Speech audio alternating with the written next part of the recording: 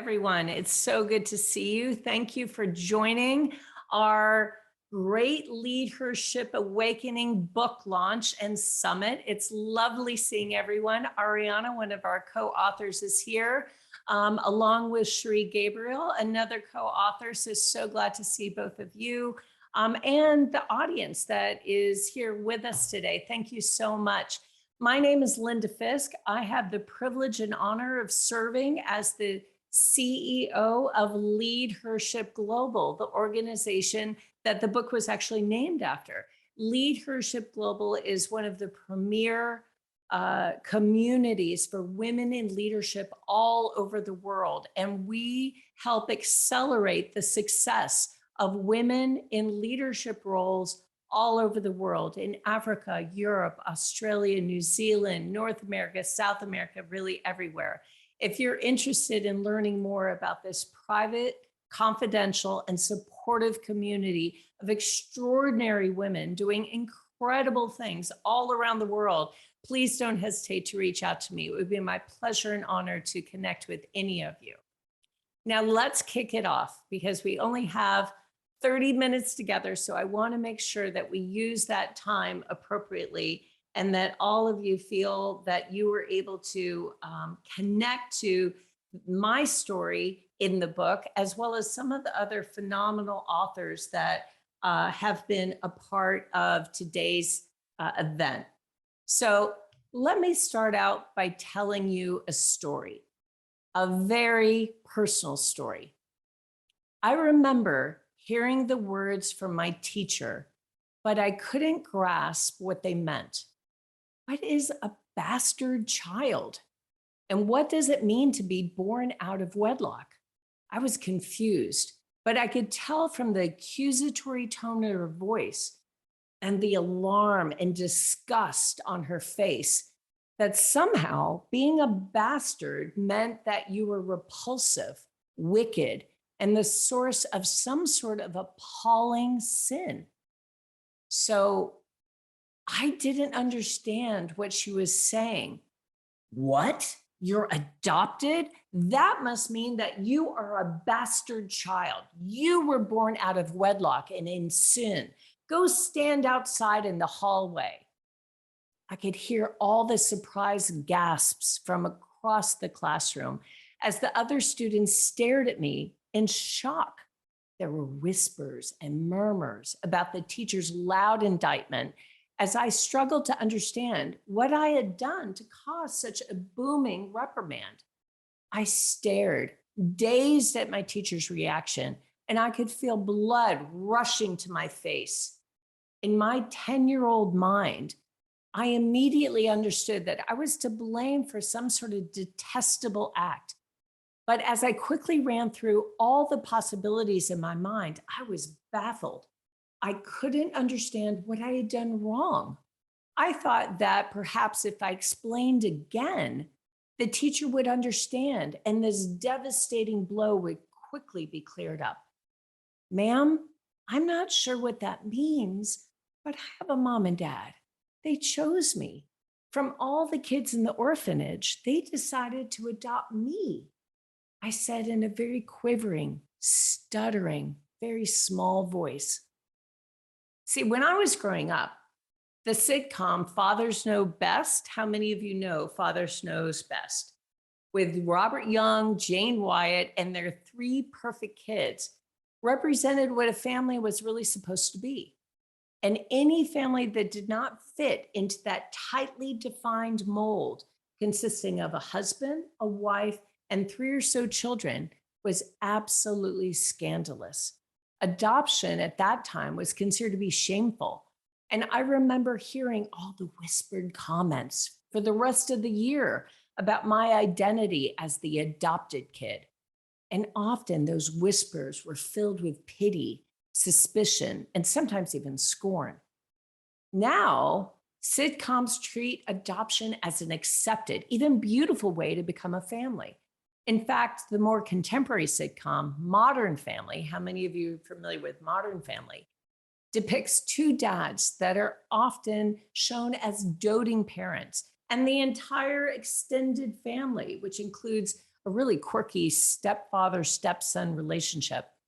But it's depicting the two dads as devoted to their adopted daughter, and that adopted daughter is equally connected and devoted to her two loving parents. Now, this shift in TV imagery represents a shift in societal attitudes towards family formation. Adoption is now out of the closet, and it's become part of mainstream American family life. And with greater acceptance and normalization has come respect for my birth parents and all adoptive families, as well as a much more transparent adoption process. And in fact, I'd always been told I was special. My parents desperately wanted to have a child, and I was told that of all the children they could have chosen, they adopted me. And that made me unique, chosen, special. And I was told that it was good to be different, that being different made you more memorable, that there was no way to hide that I was different. You see, I was adopted into this family where my father was American Indian and my mother was Asian. And I was a blonde, blue-eyed little girl with alabaster skin. So I didn't look like either of my parents or any of our extended family. But my parents always reassured me that being distinctive actually makes you more interesting and that being different makes you surprising. And that's good. Now, I will say, as a family, we were often described as unusual or even different or strange. And in any public outing, I would catch the inquisitive glances, sometimes even the accusatory stares, as people tried to fit these puzzle pieces together. We would often catch the whispers of those around us, asking who this little girl really belonged to. Can you imagine being my parents and being accused about whose little girl she really is? Now, sometimes the well-meaning stranger would be bold enough to actually directly ask my parents, who are you babysitting for? Or who does this little girl belong to? And without hesitation, my parents would announce, she's our daughter, without the need for any further explanation. But my parents would always reassure me, especially during those instances, that it takes courage to grow up and turn out to be who you really are. My parents didn't want me to adopt their culture, their physical attributes, their characteristics, or even their personality. They encouraged me to discover who I was and to embrace my differences, because those points of differentiation will become my story. Now, in the years since that first embarrassing, humiliating experience with my teacher, I've realized that sometimes your differences will be polarizing. They could be alienating and even repelling to other people. And sometimes embracing who you are means intentionally exasperating, irritating, provoking, or even aggravating other people. Sometimes it even instigates hostility. And I've learned that the more some people hate you, the more other people will love you. And that's okay. In fact, your differences, what other people may consider to be your flaws, actually hold the key to what makes you incredibly special. Sometimes being flawed and actually being very open and transparent about that can be the most attractive trait of all. In fact, most people want to follow leaders that are certainly brilliant, but are brilliant despite being human and having flaws. You know, it's very common in our culture today for leaders to feel pressure to assimilate, to acquiesce, to homogenize. And as we look to what other successful leaders are doing, what they're saying, what they're recommending, it's natural to try to emulate them. In fact, this practice has been institutionalized in the process of benchmarking. And we all have been told to benchmark against our competition. We try to find out what others are doing right, and then we try to do the very same thing. We try to minimize our differences and we try to replicate the practices of other successful leaders.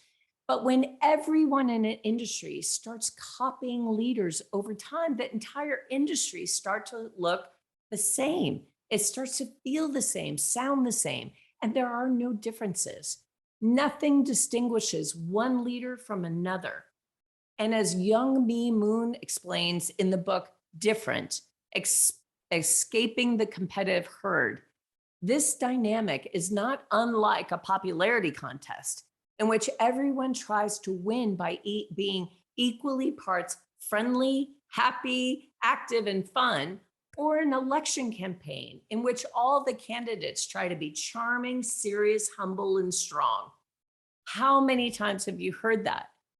Now, once everyone starts doing it, no one stands out.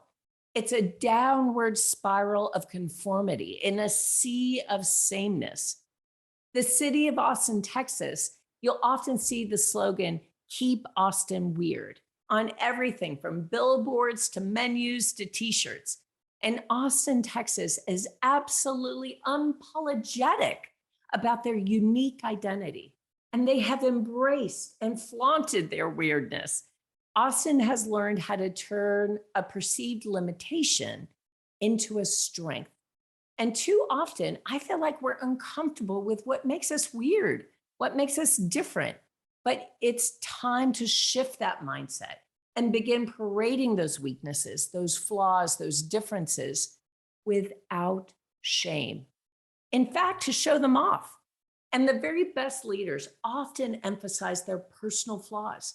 They admit their mistakes and shortcomings. They openly talk about how they have learned from their failures. These leaders focus on the learning, the strength and resilience and growth that they've experienced through their flaws, through their mistakes, through their failures, their mistakes, their shortcomings. And in fact, some of the most memorable leaders accent them. They feature them, they highlight them, they expose them, they call attention to them, and they open display all those perceived flaws, all those perceived failures. Their uniqueness is a signature part of who they are. They purposefully admit to their points of difference. They embrace their perceived flaws. But how do you begin to identify those aspects of your story? Your identity, your leadership, that makes you distinctive, that makes you different. First and foremost, I invite everyone to begin making a list of every possible limitation you can think of. Every single limitation that you've ever told is a flaw or a mistake. Anything that prevents you from being the leader that you think everyone else expects you to be. Include information about any perceived shortage of opportunities that you think you have to be the leader that everyone respects and admires. Now, once you've completed that list, begin to examine every single one of those perceived flaws, those perceived shortcomings, those limitations. Examine every single one carefully. And then you decide, is this really true or not? You're going to be absolutely shocked at some of the things you've actually convinced yourself to believe are differences or flaws that are preventing you from being the leader you want to be. You see, in my mind, you have to deeply understand the consistent themes that are embedded in your past and woven through your life story, because they are the keys to your purpose and to your future. You have to understand your limitations, your mistakes, your shortcomings, and your failures, and then really examine those reoccurring issues in your life. By carefully examining your past, especially your failures, you get to really understand your value. And it is essential to know your value. And indeed, I find that failures and flaws are often why successful people achieve such incredible, remarkable heights of greatness. They actually learn from their setbacks, their failures, their mistakes, and then they get back up and they apply those learnings to their next attempt. Some of the most successful people have encountered incredibly disappointing setbacks based on perceived flaws. How many of you heard that Walt Disney was actually fired from a newspaper because he was told he lacked imagination and had no good ideas. Now, what if Walt Disney had believed that? We would be robbed of so much beauty and magic in the world right now. Oprah Winfrey was fired in her early career as a TV reporter because she was told she was unfit for TV. Again, what if Oprah Winfrey believed that? What if she embraced that as a shortcoming, a liability, a flaw, a failure that she couldn't overcome? And did you know that Dr. Seuss had his first book rejected by 27 different publishers?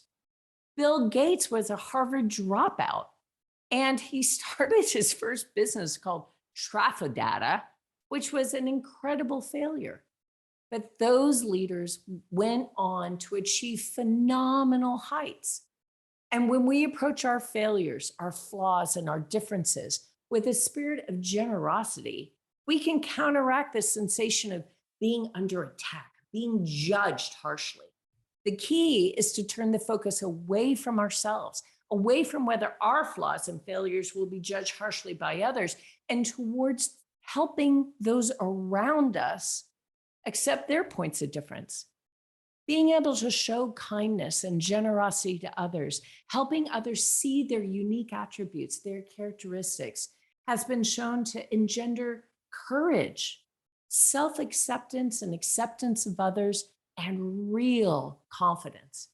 When we are kind to others, we tend to feel calmer, less stressed, and we create an environment of acceptance. We create an environment of inclusion and confidence, allowing others to have the confidence to actually admit their own flaws, to admit their own insecurities, and to embrace their differences. Ironically, it's being imperfect that makes us real, that makes us relatable. And we often connect with others over our own insecurities, our own quirks, and even our own struggles. People who are truly interested in you, who care about you, don't expect you to be perfect. They want you to be authentic, embracing your imperfections and letting others see the less than perfect parts of you actually allows you to connect more deeply to others, to love others, and to also be fully loved. Let me just say that I have found that fitting in is never going to lead to success. Our teachers, our parents, our managers all taught us that we need to fix and find our flaws. In order to be successful in life, we need to understand our weaknesses and we need to work on those. Well, that belief system tells us that we have the potential to succeed, but that we need to be diligent in our efforts to fix ourselves, to fix our perceived flaws, to improve what others have identified as our weaknesses. But I have to tell you, fitting in and becoming just like everyone else will never lead to success. It's a recipe for mediocrity. It's good to be flawed. In fact, it's actually inevitable. It's part of the human condition. So embrace your uniqueness, exploit your differences, confound expectations.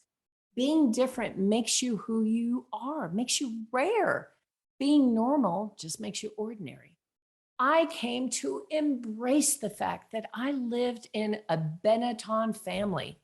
My mother was Asian. My father was American Indian. My brother was Indian from India. And we loved each other. We embraced our differences. We loved the fact that we looked like a Benetton commercial. And I tell you that we chose connection over other people's expectations. We chose connection over perfection. Listen, you don't have to prove your worth. You don't have to please everyone all the time. You don't have to compare yourself to others. You don't have to measure up to anyone else's idea of what beauty looks like, what success looks like, or what worthiness is. Some people will like you and some people won't. By the way, that's okay. What you gain is freedom.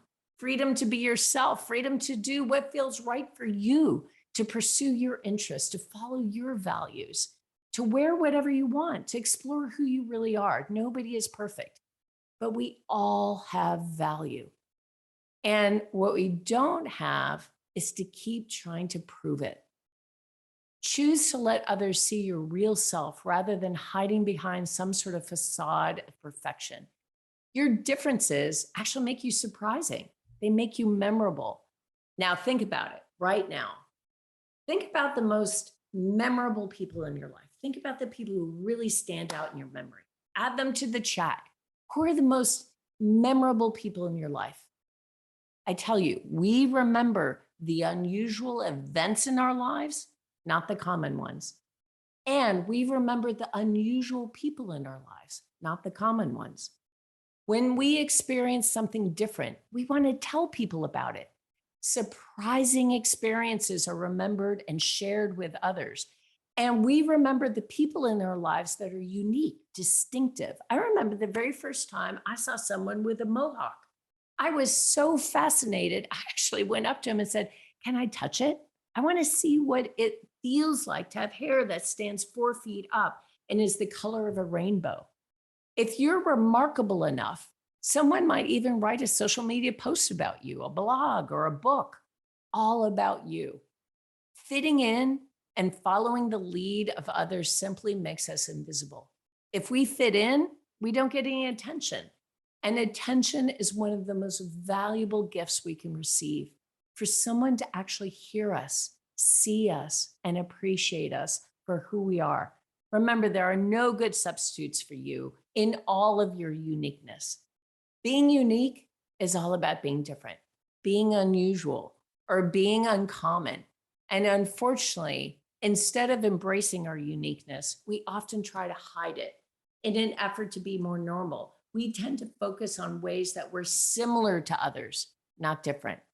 And because of this bias, it's helpful to spend some time thinking about what makes you odd. What makes you atypical? What makes you really exceptional? If you're brave enough, add that into the chat. What makes you unique?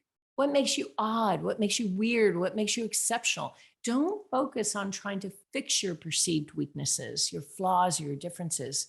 Appreciate them by discovering what your weaknesses are and how they are important clues to your most powerful strengths. Finally, let me just wrap up by saying our uniquenesses can be part of our superpower. And I'm going to tell you a story about Barbara Corcoran. She's a TV personality on Shark Tank. She's a phenomenally successful entrepreneur and investor. She's a keynote speaker. She's a best-selling author. She's owner of a real estate brokerage firm called the Corcoran Group. And she was labeled as the dumb kid that couldn't read or write due to dyslexia.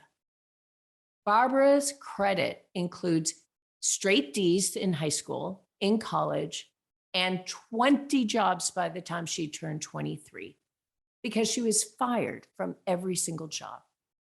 But keep in mind, we're talking about Barbara Corcoran. And the Barbara Corcoran Group is now the largest and best known brand in the brokerage business. She has built the largest and best known brand in the business, the Corcoran Group. So how did a dyslexic woman who couldn't read or write build such a phenomenally successful business? Well, you could argue that Barbara succeeded because of her flaws, not in spite of them. Because of her weakness, she had to trust others. She had to rely on them to help her run her business because she struggled with reading. Now, this evolved into a culture of cooperation, collaboration, and teamwork.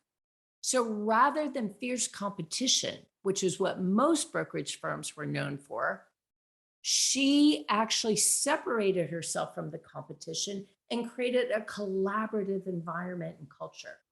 Barbara hired people who were strong where she was weak. And Barbara's intuitive intelligence and her racing mind and her impatience made her easily frustrated, creating a sense of urgency that actually motivated people to make changes, to constantly think about what's next, to improve their process, improve their customer experience. She was intuitive enough to recognize what was working and what wasn't. And she was impatient enough to say, let's make that change now. Because Barbara was restless, she spent most of her time outside of the office. She was actually working with clients. She was looking for projects. She was observing the market. She got her hands dirty. She wanted to deeply understand what was working for her clients, what wasn't, what were other brokerages doing, how were other real estate agents working. And because Barbara was impulsive, she quickly implemented innovative ideas that differentiated her brokerage firm. Now, think about it. You could say that Barbara's flaws would have prevented her success. She was dyslexic. She was ADHD. She was impatient. She was easily frustrated. She had a sense of urgency. She was restless, but she turned all of those perceived flaws into strengths. Because she was impulsive, she implemented new ideas. She was innovative. She differentiated her firm. She got inside the minds of her clients to really understand what was working for them. Barbara just didn't appreciate her own weaknesses. She created an organization that appreciated the differences of others. She created an organization that demonstrated sensitivity for the limitations of others, like stubbornness, like impatience, like disorganization and impulsiveness. And it seems that the key for Barbara is that she actually liked herself, not despite her flaws, not in spite of her so-called deficits, but because of them. Additionally, Barbara wasn't afraid of being different. She encouraged her employees to approach their work in unique and creative ways as well. This created a culture of innovation, trust, and teamwork that truly separates the Corcoran Group from any other brokerage in New York. Now, again, let me just end by saying that I hope all of you take the challenge to appreciate your differences, to embrace your flaws rather than just adjusting and adapting. Conventional wisdom suggests that you should build on your strengths and fix your weaknesses. Don't appreciate your flaws. Instead, just adapt and adjust. But every weakness has a corresponding strength. So I would challenge you to appreciate your flaws because that is what makes you awesome. Thank you so much. And I'm happy to take any questions, or if you'd like to come off mute and make any comments, it would be my pleasure.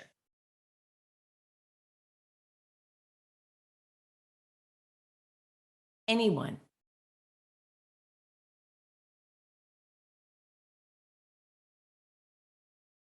All right. Well, Hey, thank Linda. you. Oh, Yes, I'll go. please.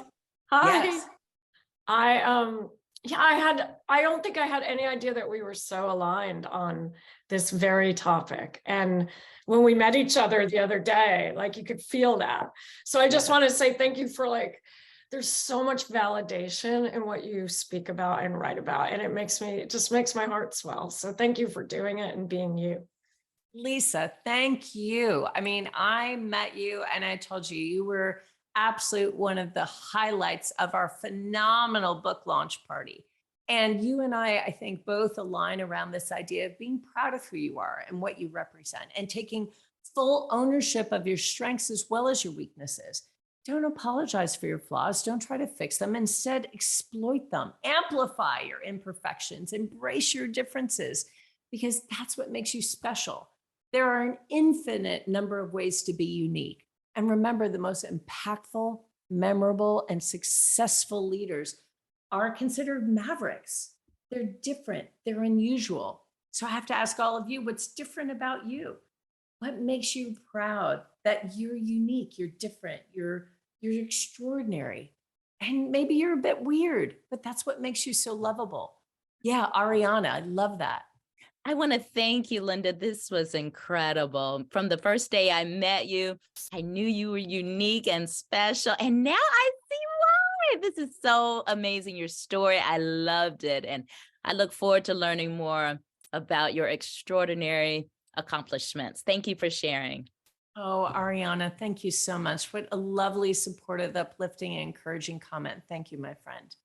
Debbie Mrazek, also one of my all-time favorite people on planet Earth. I see you have your hand up. I do. Good morning. Oh, Linda, I have to tell you, you have brought me to tears this morning. I did not know your origin story and your family, and just the thought that anyone would treat you as a child less than just breaks my heart. And I'm even more thankful for you today that you overcome that. And you've overcome it not just with grace, but with love and with dignity. And I just wanted to say thank you. Thank you. Oh, Deb, thanks so much, my friend. That's beautiful.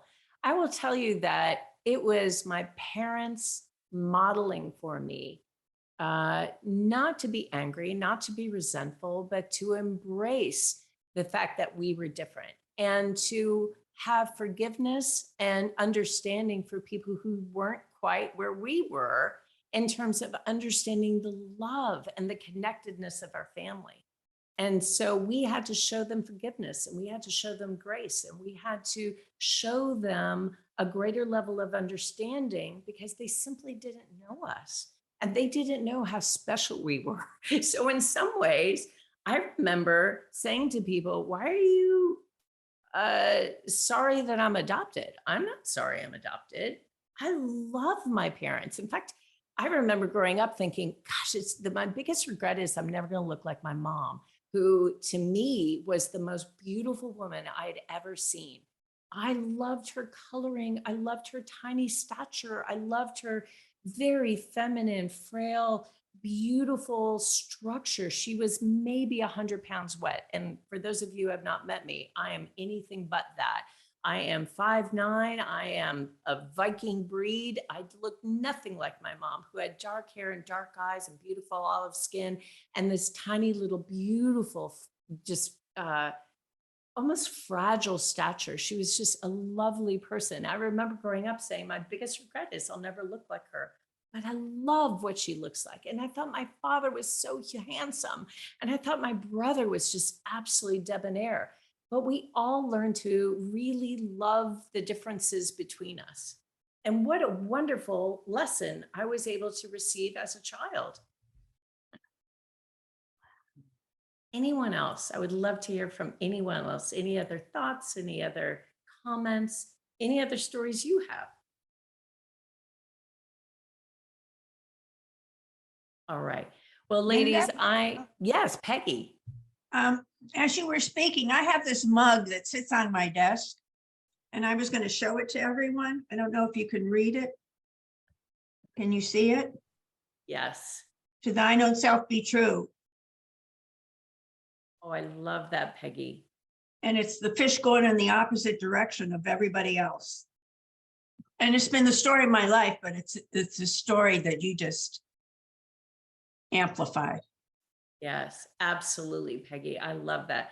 For those of you that don't know, the amazing Peggy Hedgepeth, she is one of the co-authors of The Great Leadership Awakening. And she is what I lovingly call a turnaround queen. She has taken businesses that are failing and made them phenomenally successful. She has taken other businesses that other people have given up on, and she has found the redeeming value of that business, and she has amplified what makes that different, what makes that business different, what makes that business unique. And she hasn't tried to bring her price point in alignment with everyone else and her manufacturing process in alignment with everyone else. She has said, nope, we're going to be different. We're going to be more expensive. We're going to be more high end. We're going to have a unique manufacturing process that no one else has. And I'm not going to apologize for that. I'm going to build on that. And she certainly has. It's been phenomenal. For those of you that don't know Peggy's line of phenomenal kitchenware, it's called the Golden Rabbit. And I encourage you to check it out. Thank you, Linda. Oh my gosh, my pleasure. All right, everyone. Well, I just want to say thank you. I want to say thank you so much for all of you being here and for all of you that are tuning in virtually. Thank you so much for being part of the Great Leadership Awakening book and summit. I appreciate all of you so much. I hope you have a beautiful rest of your day.